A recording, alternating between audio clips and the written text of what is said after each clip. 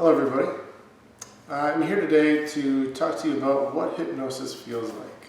I'm Curtis from the Madison Hypnosis Center, and oftentimes before people go to get hypnotized, they wonder, what does it feel like?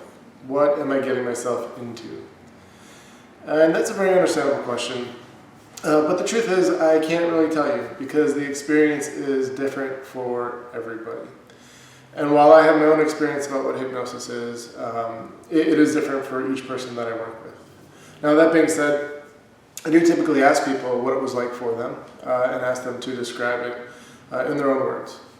And so one way that I would invite you to understand what it feels like to be hypnotized is to right now just close your eyes for about 1 second and then open them up when you're ready. And that's what it feels like to be hypnotized. Really, hypnosis isn't necessarily an altered state. There's a debate about whether or not it is. But oftentimes it can feel like you're just sitting there with your eyes closed. Now, there's often this perception or illusion of hypnosis being this far-off la-la land state where you're this mindless zombie or something like that. But the truth is, most people are present and aware of what's happening around them while they're hypnotized. They may have other thoughts going through their mind. And a lot of people that I've worked with who have had great results have described it as simply sitting there with their eyes closed listening to me talk.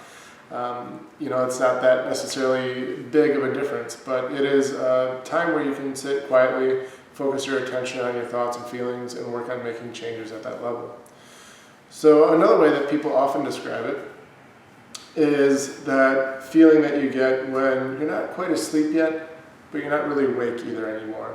It's kind of the in-between sleep and awake state is what it feels like oftentimes.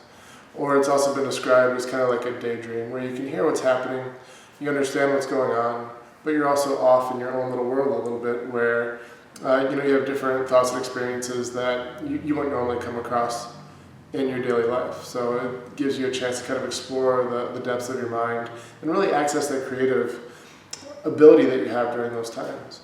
I know a lot of people outside the context of hypnosis have told me that they have some of their best ideas right before they're falling asleep, where their mind is still active but their body's really relaxed. And in some ways, hypnosis can really mimic that.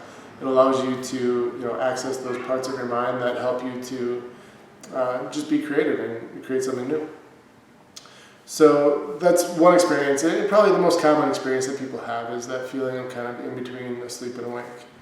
Other people have told me it feels like they are asleep, where they're kind of really far off. They weren't really paying attention much to what I said. They hardly even heard me consciously.